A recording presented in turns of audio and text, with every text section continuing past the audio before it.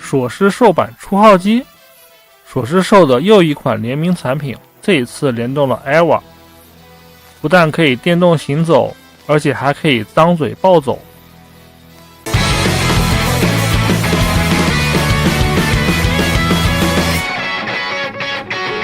这里是纯白幻象的分享时间，欢迎大家观看。今天给大家带来的是这个索狮兽联名 EVA 的新品，泛用兽型决战兵器一种暴龙实验初号机。然后封面呢是和之前联动机动警察的时候一样的，是背景里面放着联动的 IP， 然后正面呢是联动产品的一个重新画的峰徽。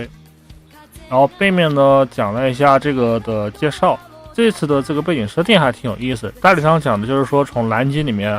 挖掘出来了这样的一个金属生命体，然后把它复原了之后，发现它可以和 EVA 初号机有一个共鸣，然后经过改装了之后，就是说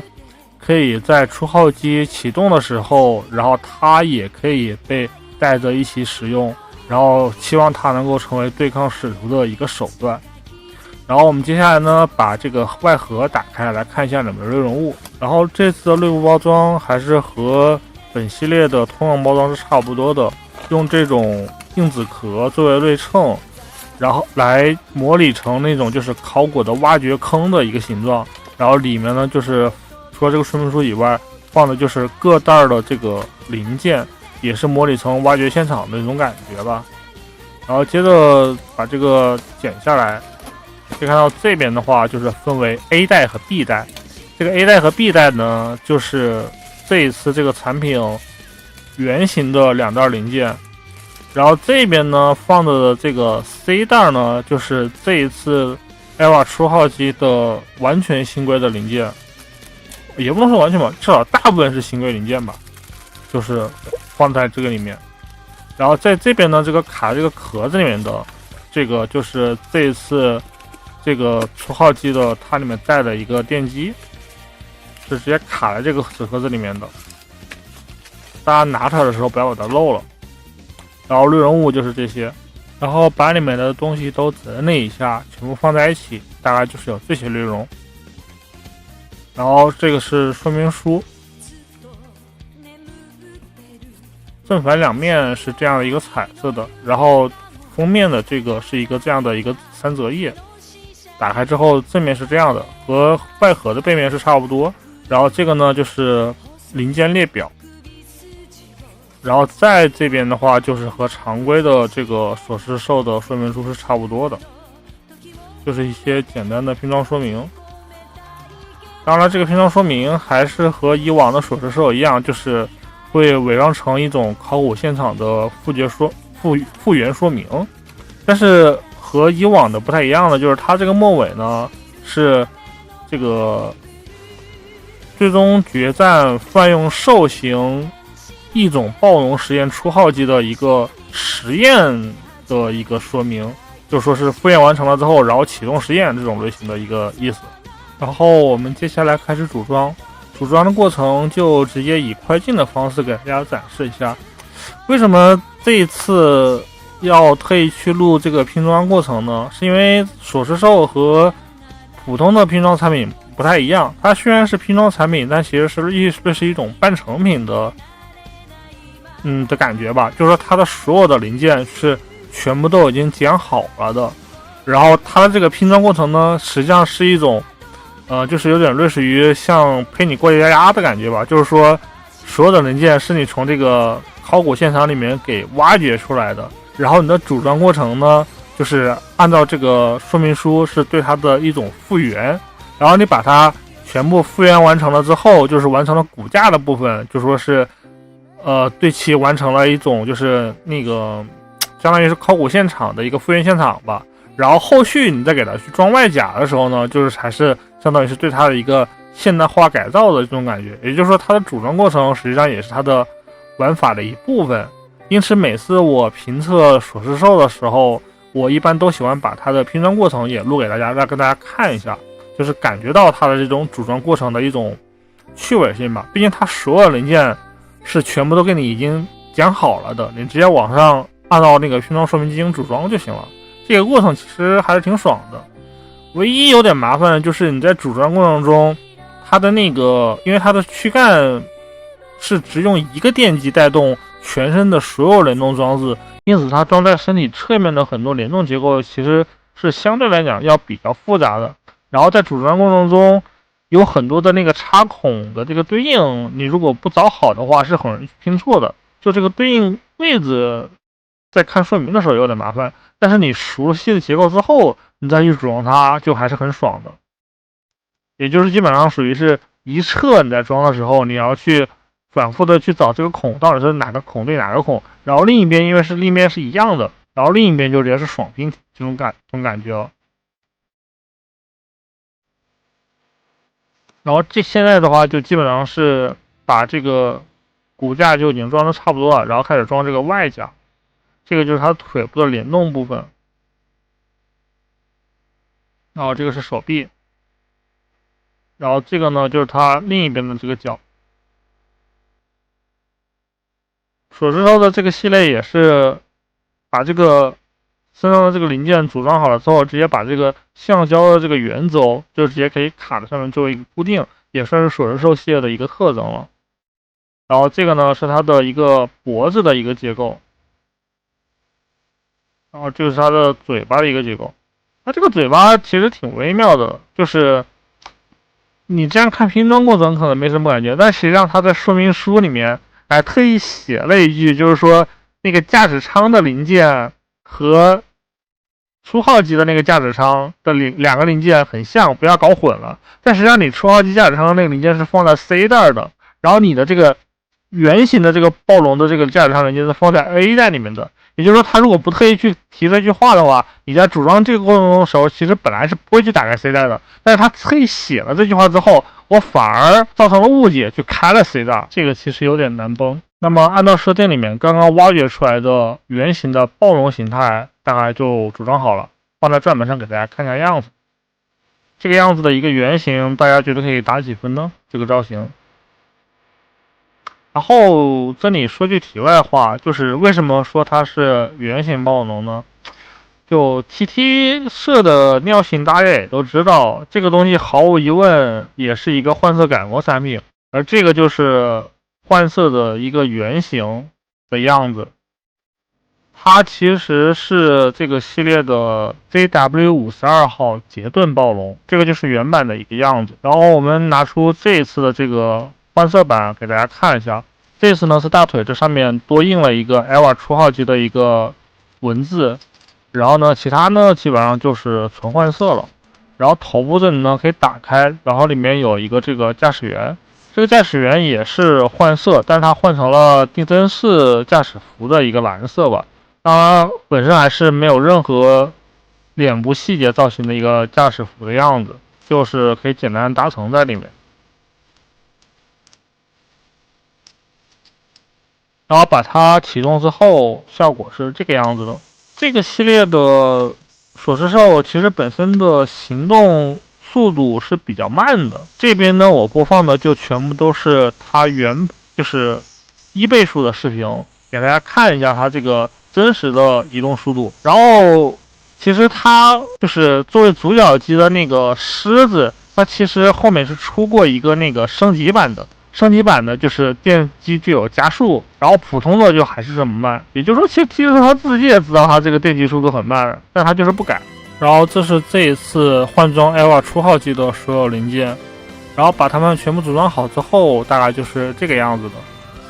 然后接下来先给大家演示一下这个换装过程。首先呢，拿出这个圆形的这个杰罗暴龙，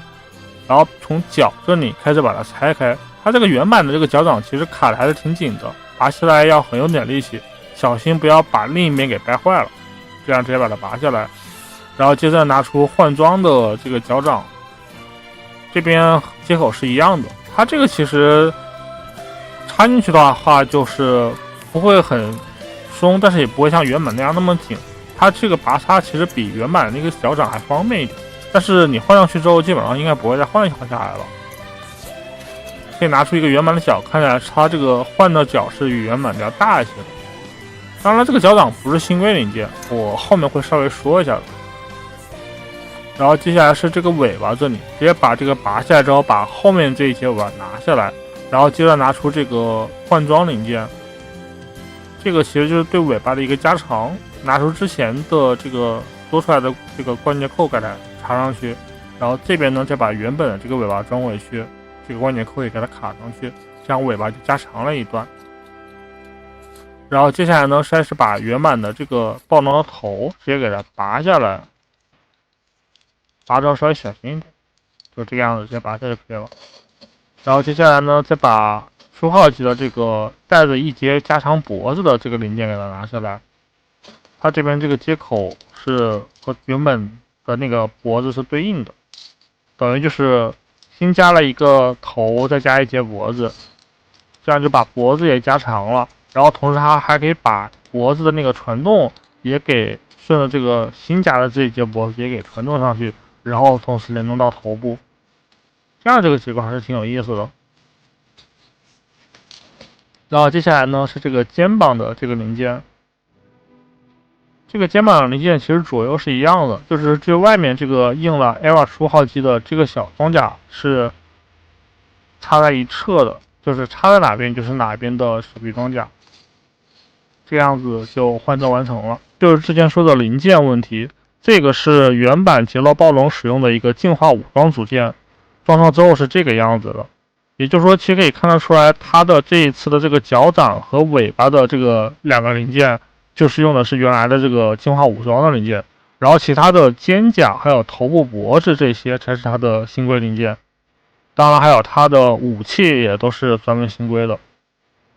你也不能说它新规量不少，但是还是挺微妙的。它要是能把原版的这个进化武装的其他零件也附带就好了，因为它原版那个进化武装零件其实还挺难买的，因为国内没代理嘛，很难买到那一套装备。如果能买到的话，应该也是可以和它进行一个换装吧。然后它侧面的这些一印的文字都是很清晰的，然后身上这些新规零件的涂装也做的都很好，没有什么出界啊之类的。然后嘴巴也可以张开，然后配上这个标准的初号机配色，感觉还是挺不错的。某种意义上，你还别说，这个初号机版的这个头部这个造型其实还挺适合这个暴龙的。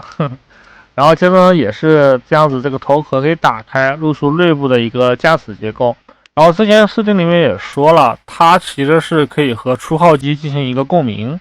可以和初号机同时在战场上作战。初号机那边启动的时候呢，它就通过这个东西把它自己也启动了之后，然后作为初号机的一个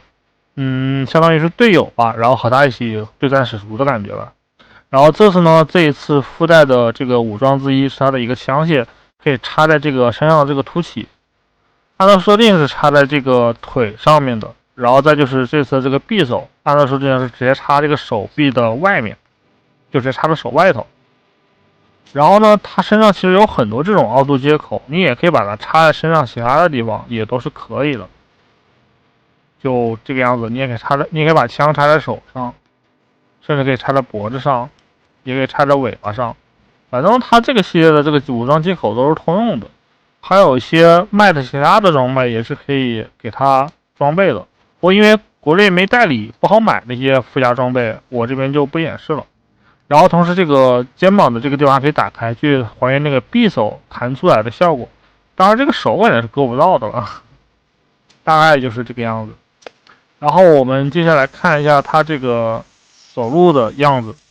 可以看到它的这个启动了之后，全身上下的这个新规零件装备了之后，也都是可以被正常的进行一个联动的，尾巴呀，还有头部的抬起啊，这些都是可以正常的。然后同时把这个嘴巴张开了之后，就可以进入它的一个暴走模式。这个在设定当中是和初号机的暴走模式是差不多的一个形态。然后在这个过程中再打开电源的话，它的这个嘴巴就可以随着这个抬起和移动的过程中去张合。但是因为它的你可以看到刚刚开始的时候